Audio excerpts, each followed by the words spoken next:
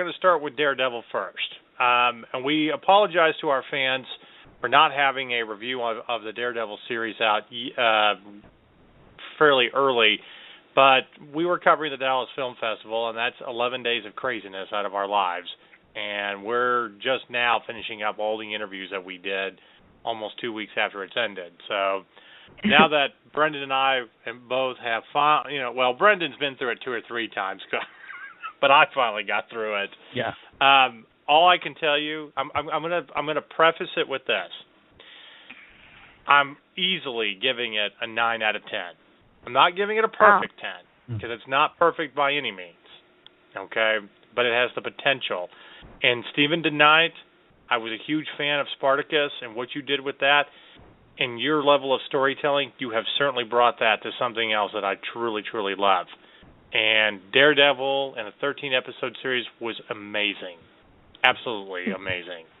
And Brendan and I, we talk a lot about our reviews, over pints at the pub, so we had a nice lengthy discussion on this. And this is one of the points that he brought up. And this is what makes Stephen DeKnight great as a showrunner. You feel more sympathy for the bad guys than you do the good guys.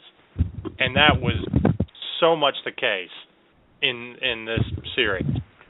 So yeah, he takes the time to actually go into what drives the bad guys and gives you as much of their backstory as he does the hero's backstory, so you can almost identify with them as much as the hero. And it makes for very compelling storytelling.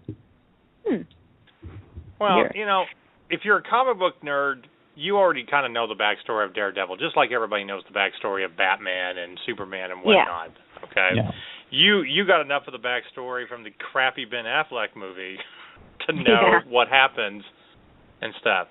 The only added difference between watching a crappy movie in this series is you get a little bit more in depth about how he develops his skills. Okay, and the added addition of Scott Glenn's character into Daredevil, again, truly, truly amazing. But it's dark. It's not so campy dark that you kind of ignore it. I mean, it's like, wow, they live up to the name with Hell's Kitchen. Every one of these characters you're afraid of. Okay. You love the really funny, and not to take away from Jon Favreau in the movie, he was great as a little sidekick lawyer, but you didn't get to see that relationship develop and have to deal with trust issues once your best friend finds out your secret. And I know that's kind of a major spoiler. However, it's kind of a given that your best friend usually finds out about what you do, or your girlfriend or wife or whatever. Sooner or later, yeah, and how you have to deal with that. But the evolution of how he becomes Daredevil, and the simple fact that you don't get to see him in the suit until the very end, and it's not like Smallville where they made you wait 10 years before you finally got to put on the Superman uniform. Yeah, right. I came away after watching the series look, I feel sorry for Fisk. I feel sorry for what he is, and I don't think he is necessarily a bad guy. Yeah, he's corrupt. Yeah, he, doesn't do things on the up and up. Well, hell, I'm from Chicago. That's every politician.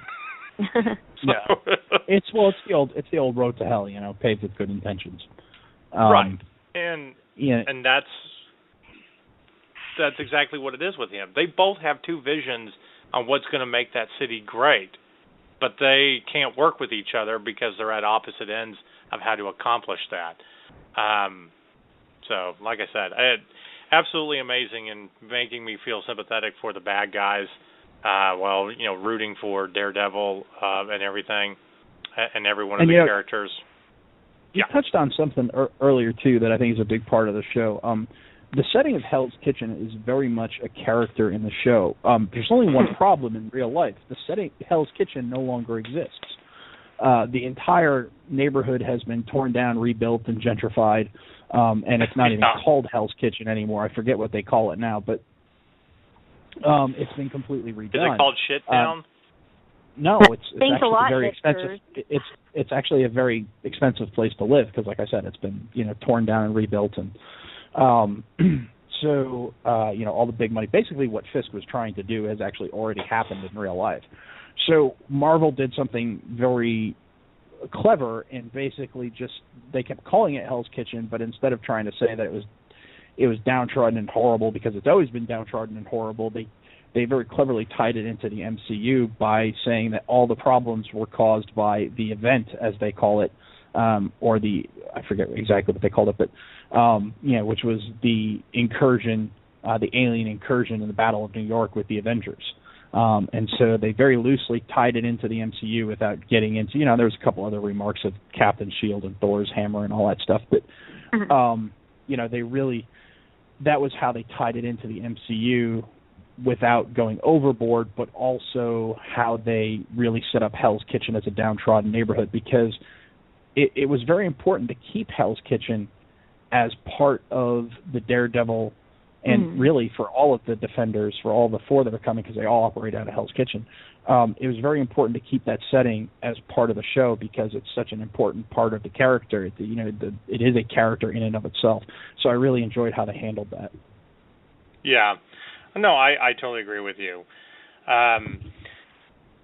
The color of this isn't supposed to be light and all happy and stuff.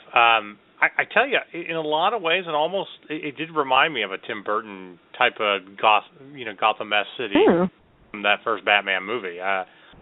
Not as comic bookish, but in that darker tone that that there's a major crime element, and this is just a shitty place to live. But I also had special pleasure with the little dingy bar they go to and drink, and especially when they won't make the vodka martini for the pretty blonde. It's like, here, you're going to get what we give you because you're basically drinking for free.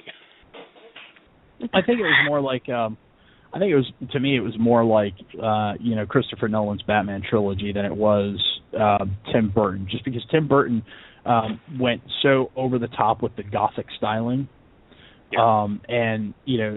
This wasn't. You don't see flying buttresses in downtown Manhattan or in Chicago like you did in Tim Burton. No. You don't see that. But it very much reminded me of the tone of the Dark Knight trilogy. Not that the writing was the same or that the character development was the same, because it's completely different. But just the tone of the setting and the colorizations they used was very much similar. If there's one thing that Daredevil made me excited for, besides season 2, was I can't wait to see all the Defenders together in that tone, and I can't wait to see more of the villains that are going to be sympathetic, and I just, like I said, truly, truly amazing. And I'm glad that it was on Netflix and that people got to binge watch. So for me personally, again, it's a 9 out of 10.